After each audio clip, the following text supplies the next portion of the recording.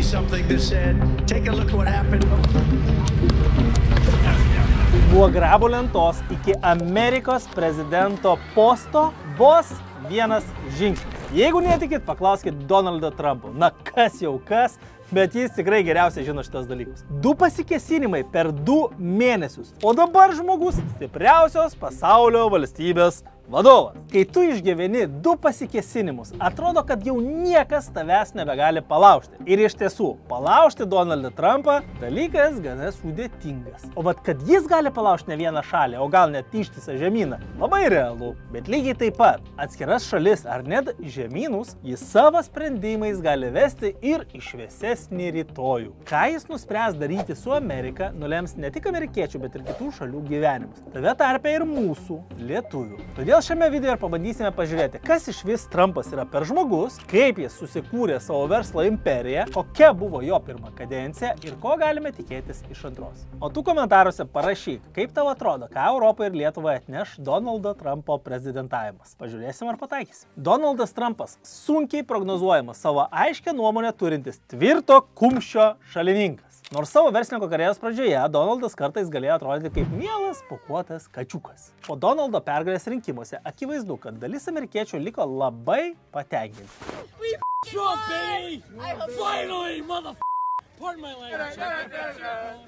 Arba buvo baisiai nusivylę.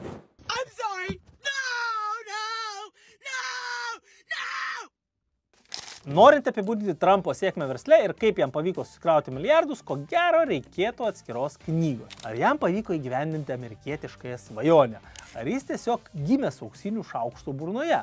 O galbūt jo patirtos nesėkmės davė jam pamokas, kurias išmokęs Trumpas susikrovė milžiniškus turtus. Na, Trumpui tinka visi šitie apibūdinimai. Ne viename savo interviu Trumpas yra pasakojęs, kad pagrindinis jo įkvėpimas buvo tėvas. O pagrindinė jo pamoka – reikia mėgautis darbu ir jį mylėti. I watched him be a happy man and work until he was like literally 93. He was 93 years old when he died. Aišku, vienas dalykas yra, kai tėvas tau yra įkvėpimas ir tau padeda jo padrasinimai. Kitas dalykas yra, kai tavo tėvas tau gali duoti milijonus, kad pastatytų ant kojų. Donaldo Trumpo tėvas buvo nekilnojamo turto magnatas New York'e. Pats Donaldas kaip ir neturėjo tapti tėvo įpėdiniu, nes ta vieta buvo skirta jo broliui Fredui Trumpui jaunesniajam. Deja, pastarasis tapo pilotu, kol gal prasigėrė ir mirė 42 metų. Ir tai iš esmės sudėliojo Donaldo ateitį. 13 metų jis jau buvo išsiųstas į karinę akademiją, bet po to universitete baigė ekonomiką ir finansus, o po studijų grįžo dirbti pas tėvą, kuris statė daugiabučius vidurinės klasės darbininkams. Trumpas turėjo didelių ambicijų, na ir reikėjo nuo kažko pradėti. Jis nekartą interviu yra aiškinęs, kad verslauti galėjo pradėti, nes tėvas jam davė mažytę tokią $1,000,000 paskolėlę. It has not been easy for me, and you know, I started off in Brooklyn. My father gave me a small loan of $1 million. I came into Manhattan. Na, visų pirma, mažytė, ne? Milijono. Rimtai? Na, o visų antra, greičiausiai šitose Trumpo žodžiuose tiesos irgi yra mažai. Nes, kaip vėliau išsiaiškino žiniasklaida, bendrai Trumpas iš tėvo galėjo gauti apie $14 milijonų. O kur? Tar tėvo įtaka, pažintys ir taip toliau. Kitos žiniasklaidos priemonės, jau Trumpo einant prezidento pareigas pirmą kadenciją, skelbė dar drastiškesnius skaičius. New York Times skaičiavo, kad prezidento tėvas per kelis dešimtmečius paslėpė per $400 milijonų mokesčių, o pinigus išdalino vaikams. Na, bet okei, dabartiniam kontekste jau turbūt netiek ir svarbu, kaip čia tam Trumpui pasisekė įsisukti į biznį. Svarbu, ką jam pavyko pasiekti. O pavyko nemažai. Savo vardą nekilnojamo turto ryklių sąrašą Trumpas įsirašė po to, kai 1976 metais perėmė legendinį Manhattano Com Road viešbutį. O po 2 metų duris atvėrė atnaujintas statinys Grand Hyatt Hotel. Ir pradėjęs Trumpas jau nebestabdė. Po kelių metų atidarė įžymų į dangoraižį Trump Tower, įsigijo ir rekonstravo centrinio miesto parko ledo čiuožyklą, o vėliau nusipirko ir dar vieną legendinį viešbutį Plaza Hotel. Galvojat, kad šita vieta kažkur matyta? Jep, štai čia. Excuse me, where's the lobby? Down the hall and to the left. Thanks.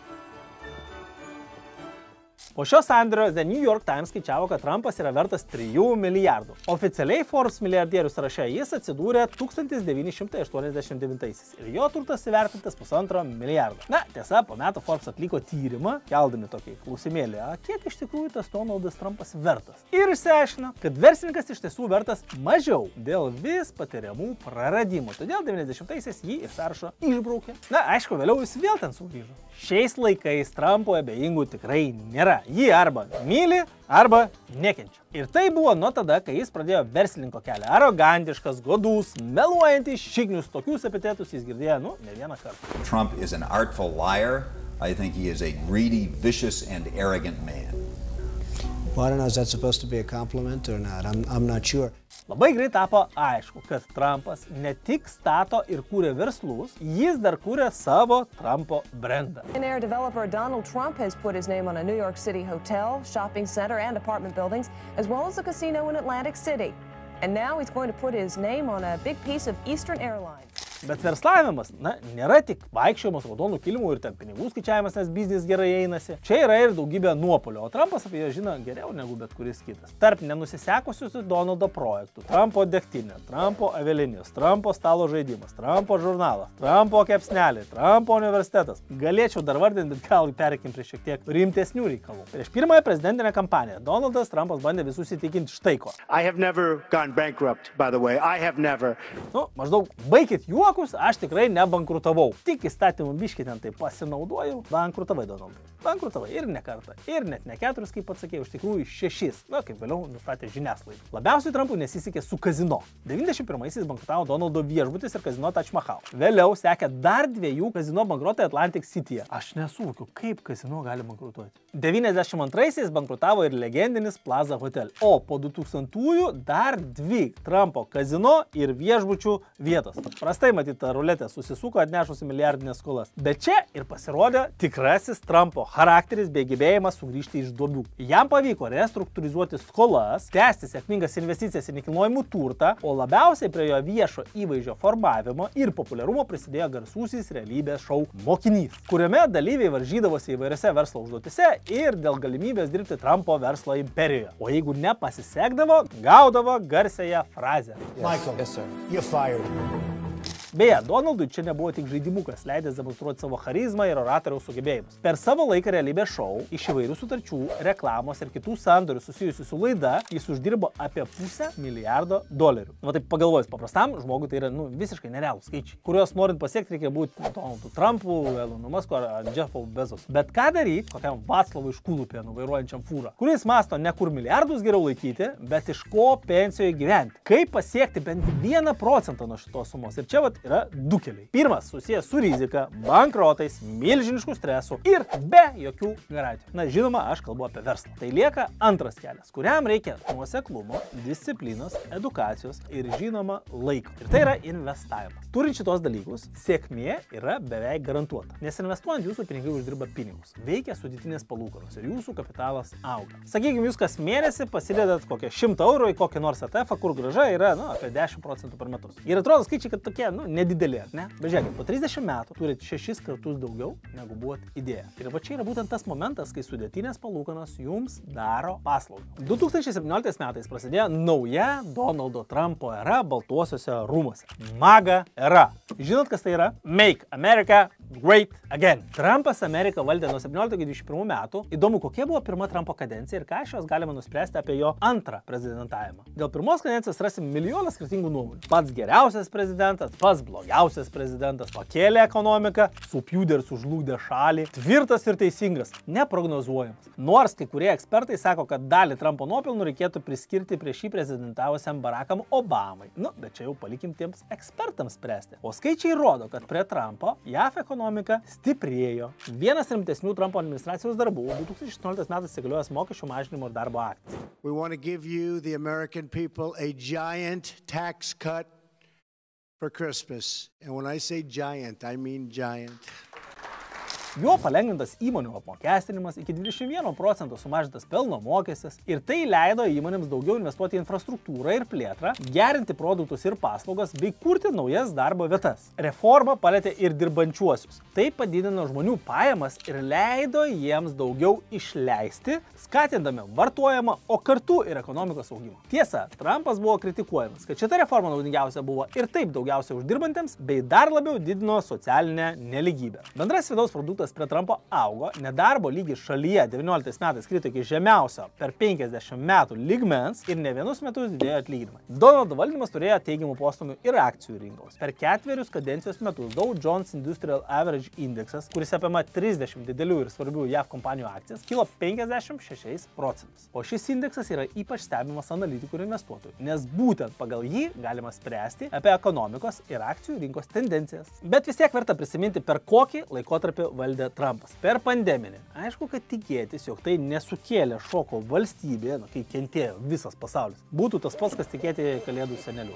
Žodžiu, per daug nesplėsiu apie pandemiją, nes puikiai žinom, kaip tai paveikia darbo rinką, pasaulio ekonomiką ir verslus ir žmonės. O Trumpui, kaip ir kitų šalių vadovams, buvo sudėtingas laikotarpis, juolab, kad niekas jo prognozuoti negalėjo. Per pirmą Trumpo kadenciją buvo prarasta 2,7 milijonai darbo vietų. Tačiau jeigu iš šios statistikos išbrauktume pandeminius mėnesius, ji būtų visai kitokia. 6,7 milijonai sukurtų darbo vietų. Čia net neapsiverčia liežuvis kaltinti Trumpą dėl pandeminių nuosmų. Bet Donaldas nebūtų Donaldas, jeigu kai kurie jo inicijuoti veiksmai nesukeltų tokio atoveiksmio, kuris pridarytų problemų visam pasauliui. Per pirmąją savo kadenciją tarifais pradėjo švaistytis Trumpas, sukėlė prekybos karą. Ir į jo sūkurį pateko ne tik amžina ją priešininkė Kinija, bet ir tie, kurie teoriškai turėtų būti draugai – Europos Sąjunga. Norėdamas mažinti JAV deficitą ir paskatinti gamybą šalies viduje, 2018 metais Trumpas spjovė ilgalaikius partnerius. Iš pradžių amerikiečiai pritaikė importo mokesčius skalbimo mašinoms bei saulės baterijoms, vėliau Azijai, Europai ir kitoms teritorijoms įvedė naujus importo muitus – 25% plienui ir 10% aliuminiui. Po to atėjo eilė net ir tokiem produktam kaip prancūziškas vynas ar škotiškas viskis. Kitos valstybės skaičiavo, kad vėl dėl plieno ir aliuminio patirs milžiniškas papildomas išlaidas. Ir